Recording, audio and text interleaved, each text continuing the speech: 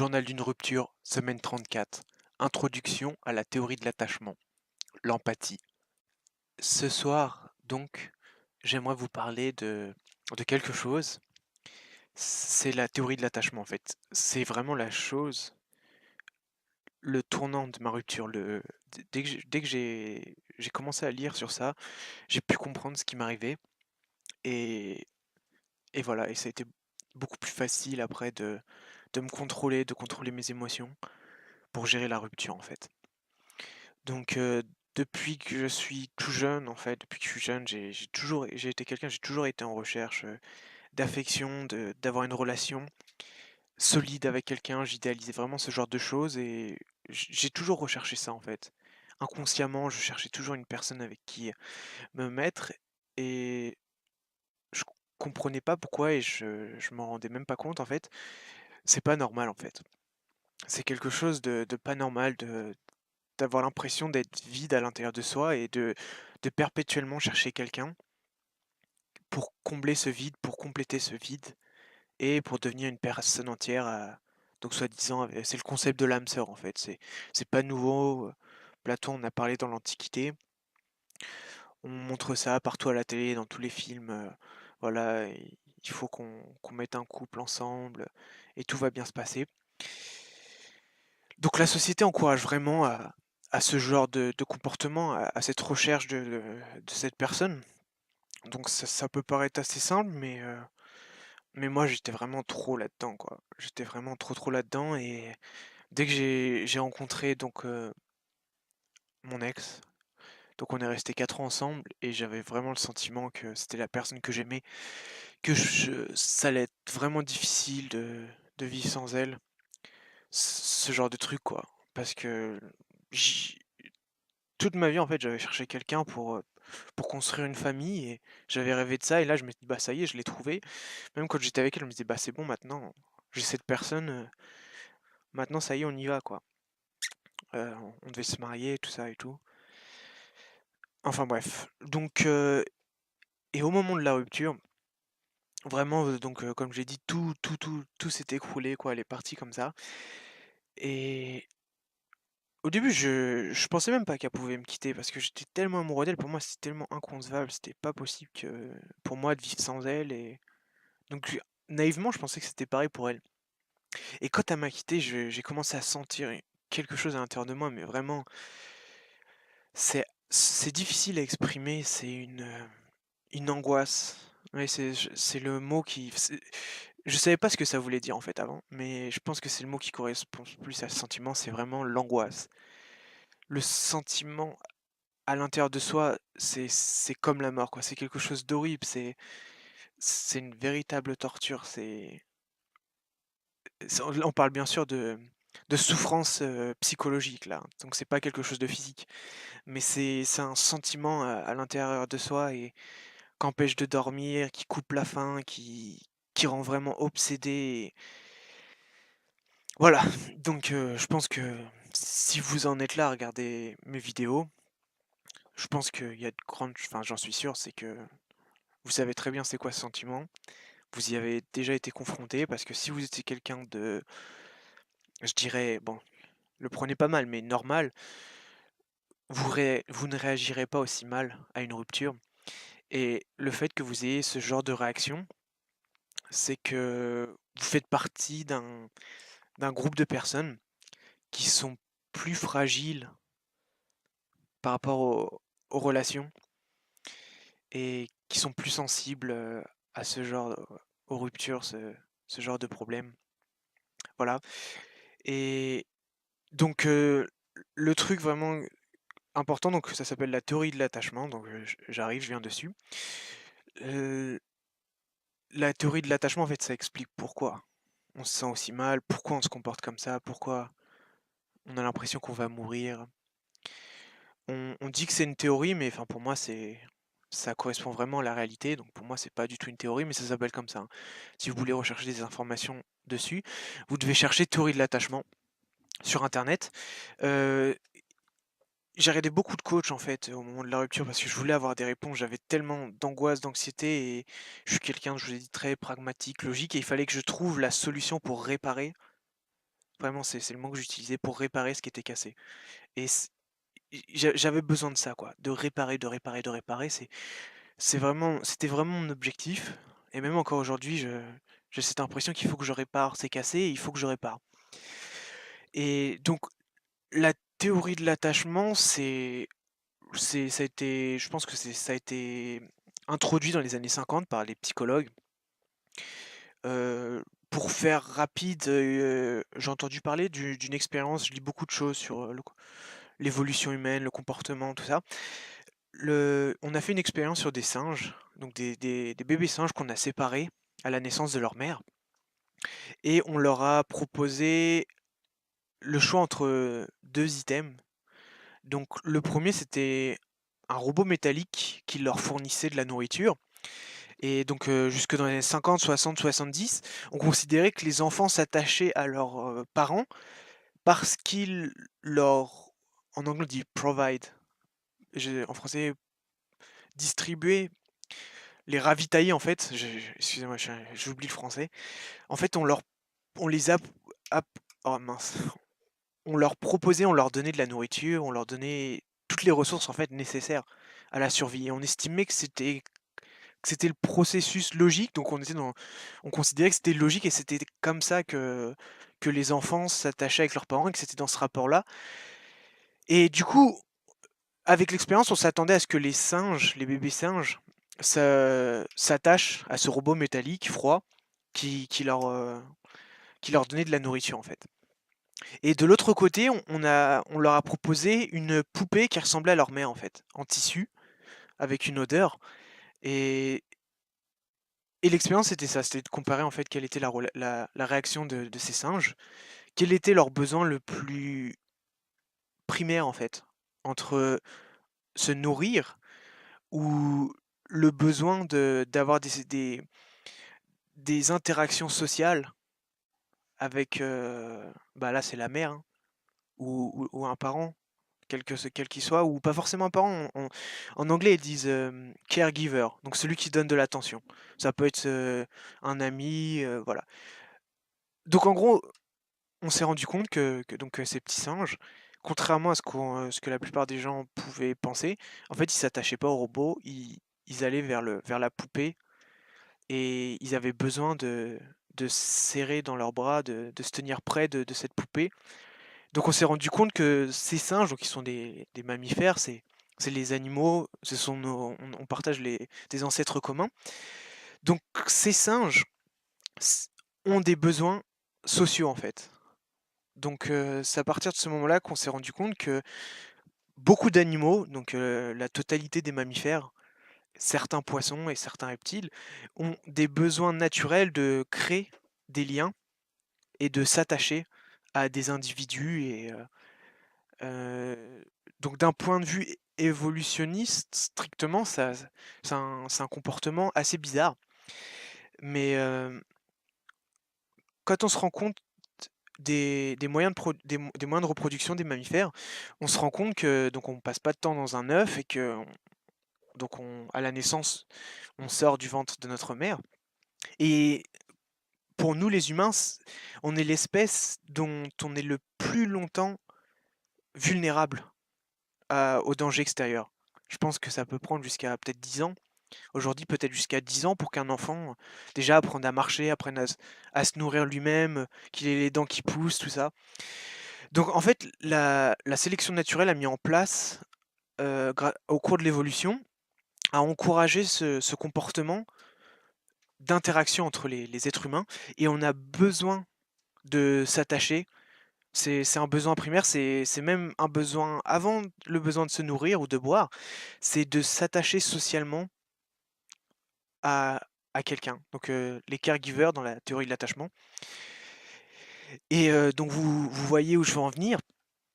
Donc la théorie de l'attachement, c'est le concept, psychologique qui stipule que on a besoin de créer des liens, d'entretenir ces liens et parce que qu'est-ce qui se passe si ces liens sont rompus? Imaginez à la naissance un enfant qui est tout seul dans la forêt ou vous imaginez à la préhistoire, qui est abandonné tout seul dans la forêt dans un coin, qu'est-ce qui se passe?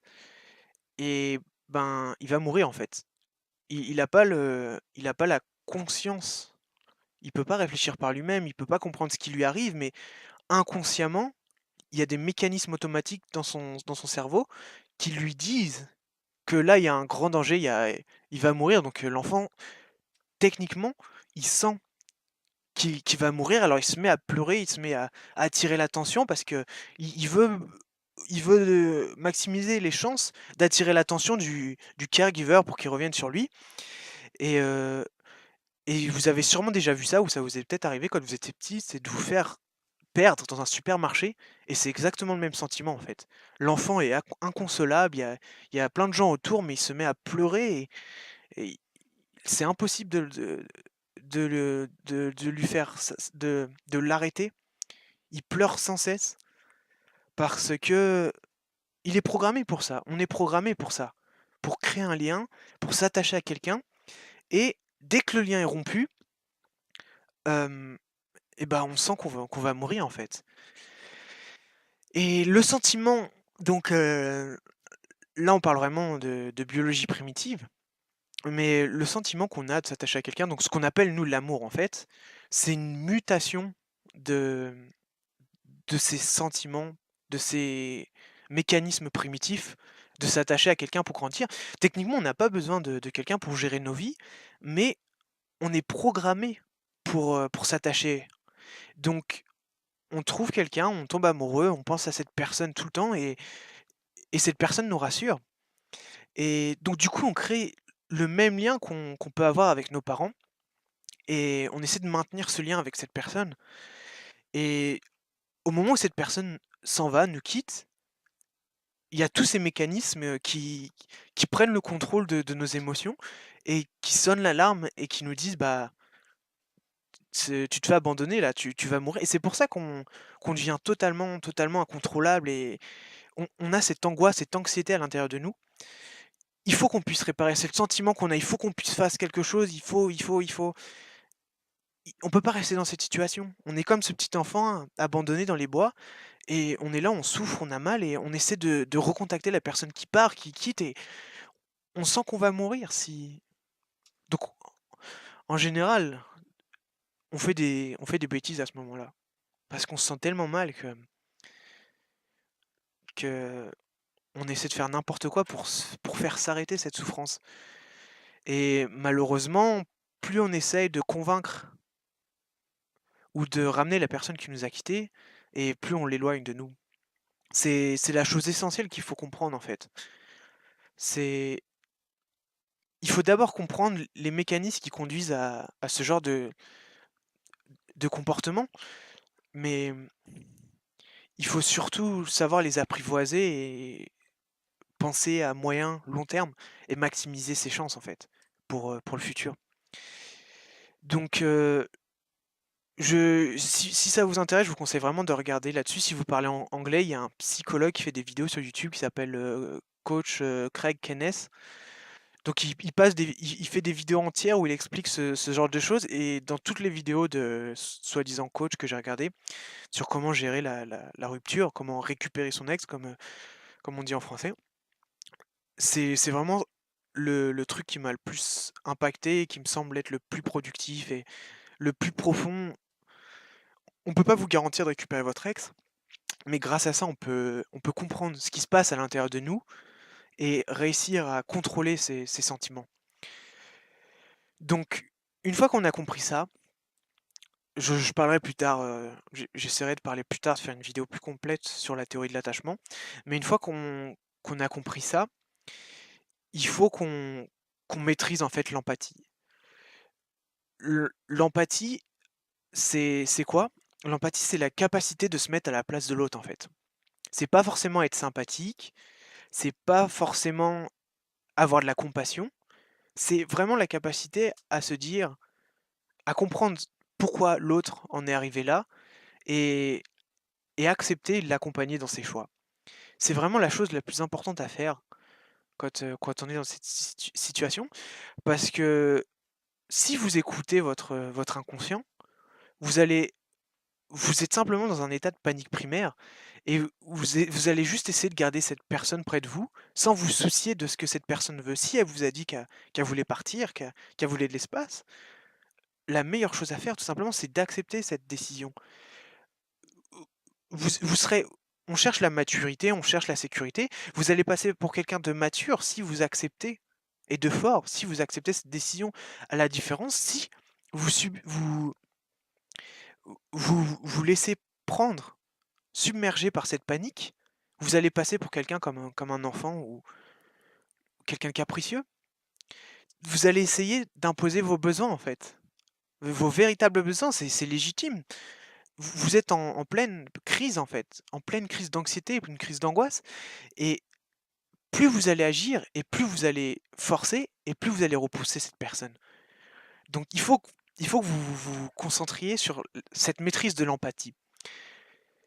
Il faut prendre du recul, il faut laisser un petit peu de temps et ça peut être assez difficile dans ce genre de situation, mais il faut que vous puissiez comprendre leurs besoins et les vôtres et bien sûr essayer de faire en sorte qu'ils s'accordent à moyen, long terme. Mais il faut vraiment prendre le temps de se concentrer sur ses propres sentiments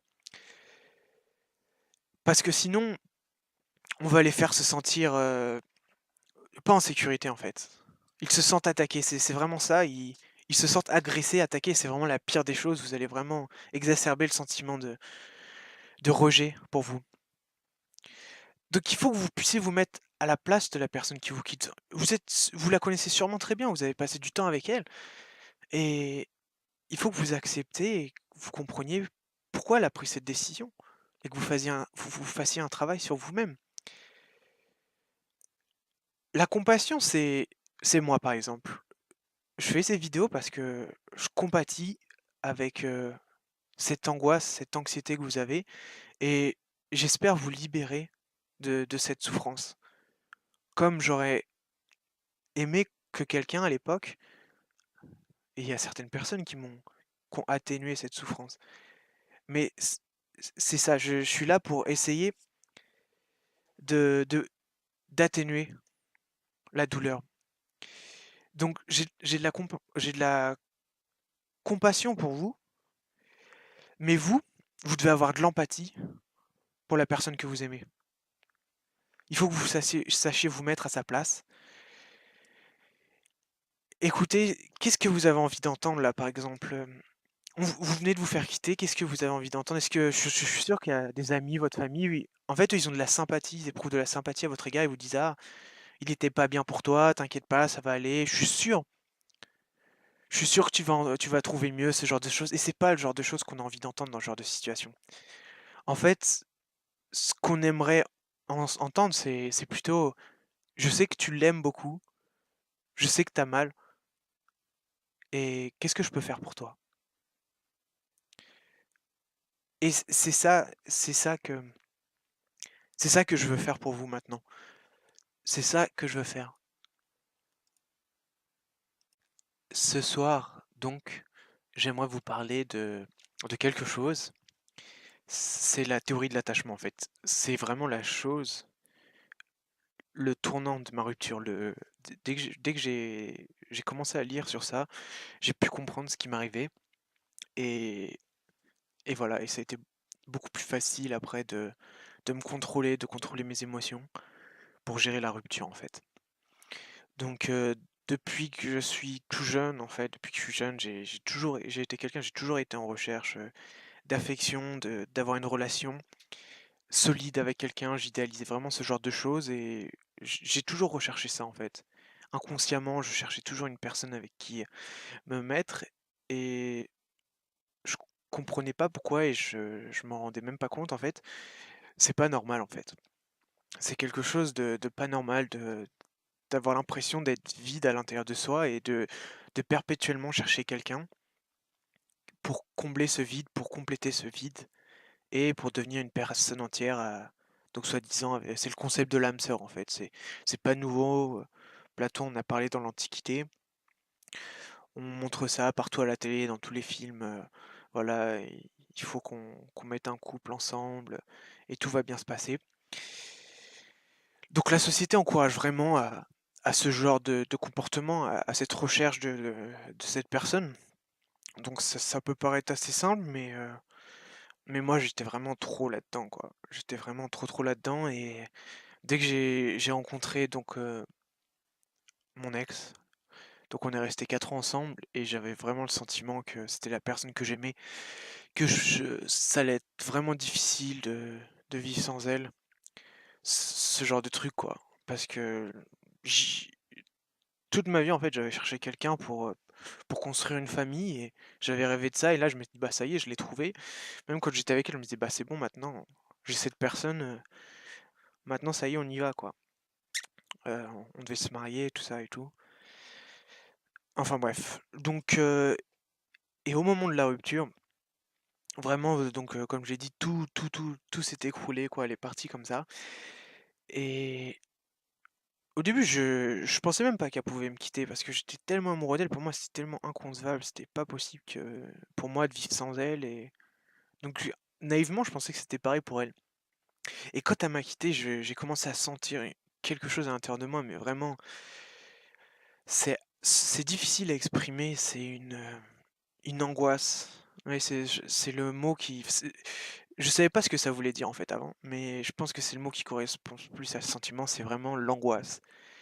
Le sentiment à l'intérieur de soi, c'est comme la mort, quoi. C'est quelque chose d'horrible, c'est une véritable torture,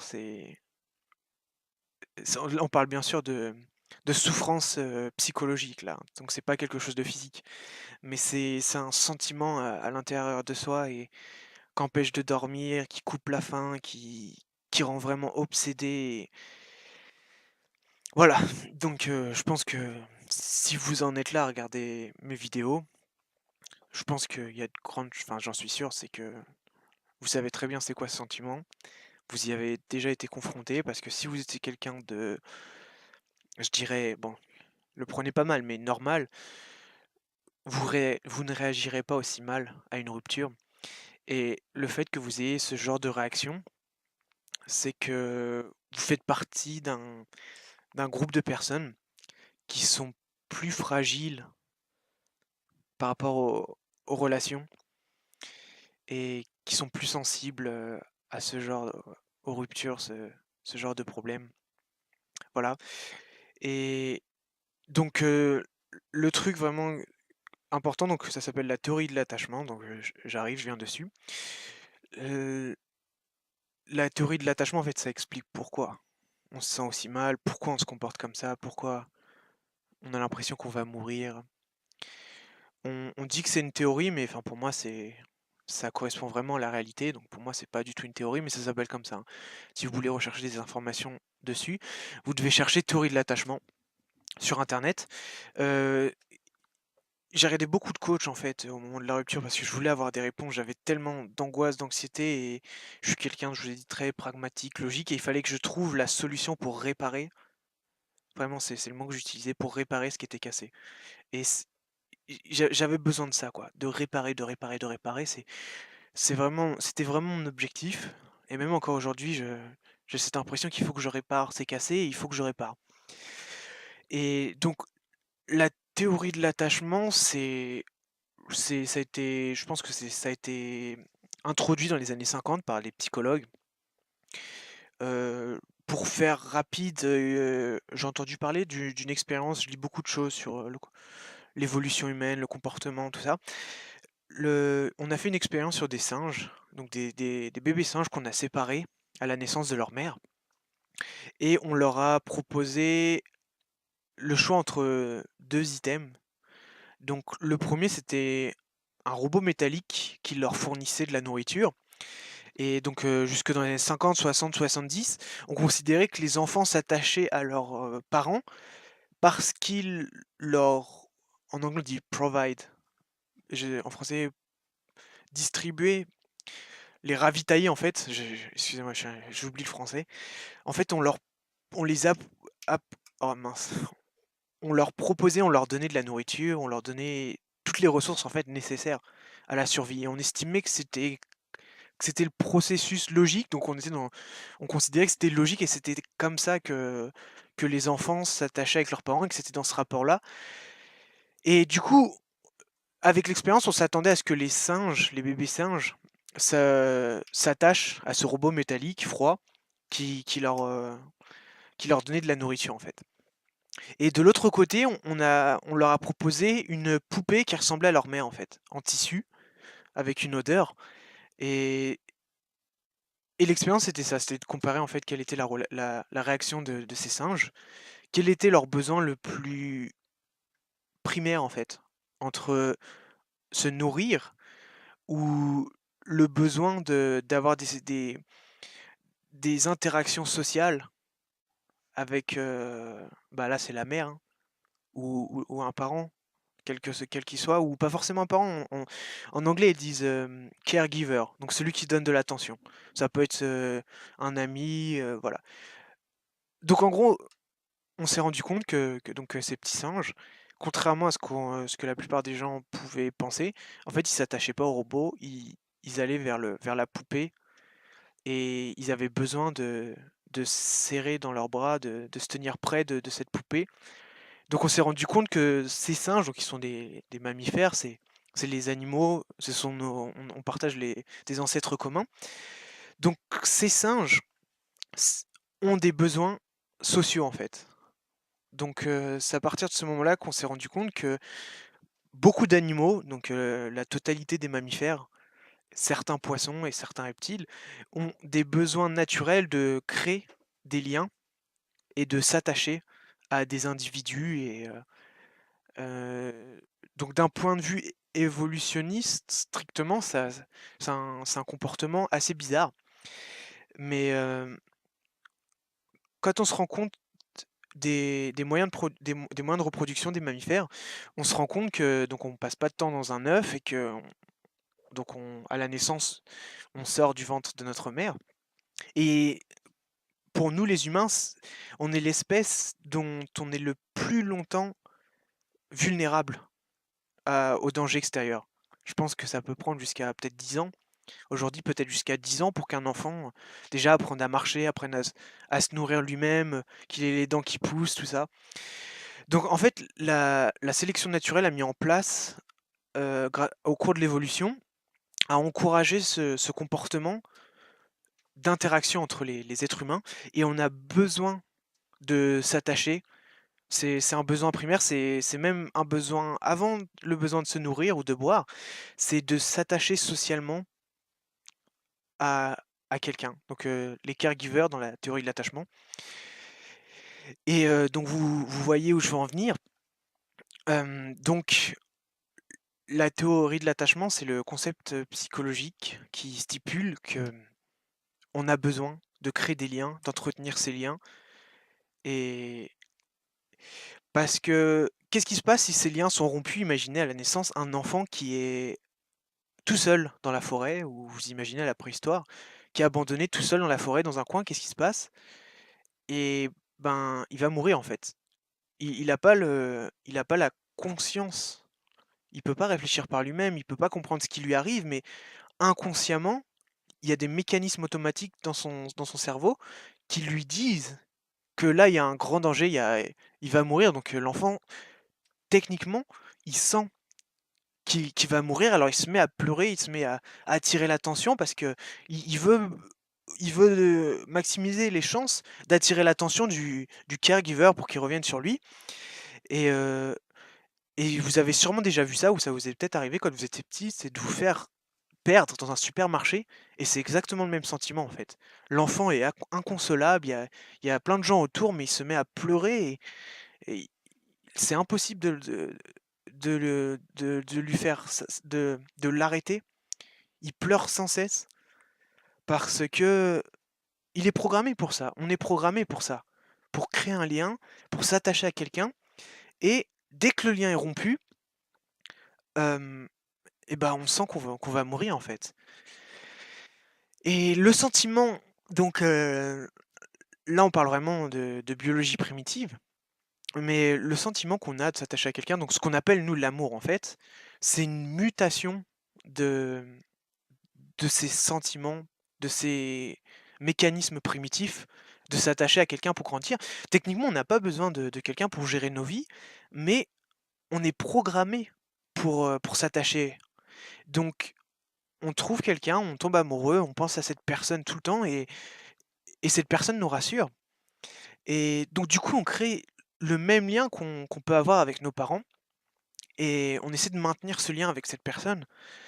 Et au moment où cette personne s'en va, nous quitte, il y a tous ces mécanismes, qui prennent le contrôle de nos émotions et qui sonnent l'alarme et qui nous disent: «Bah, c'est tu te fais abandonner là, tu vas mourir» et c'est pour ça qu'on devient totalement incontrôlable et on a cette angoisse, cette anxiété à l'intérieur de nous. Il faut qu'on puisse réparer, c'est le sentiment qu'on a, il faut qu'on puisse faire quelque chose, il faut on peut pas rester dans cette situation. On est comme ce petit enfant abandonné dans les bois et on est là, on souffre, on a mal et on essaie de recontacter la personne qui part, qui quitte et on sent qu'on va mourir si donc en général, on fait des bêtises à ce moment-là. Parce qu'on se sent tellement mal que on essaie de faire n'importe quoi pour faire s'arrêter cette souffrance.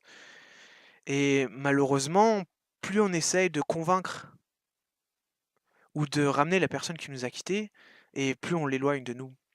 C'est la chose essentielle qu'il faut comprendre, en fait.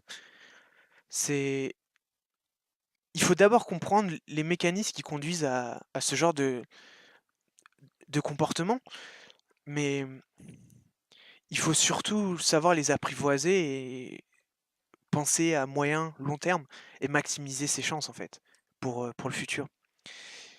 Donc si ça vous intéresse, je vous conseille vraiment de regarder là-dessus. Si vous parlez en anglais, il y a un psychologue qui fait des vidéos sur YouTube qui s'appelle, coach, Craig Kenneth.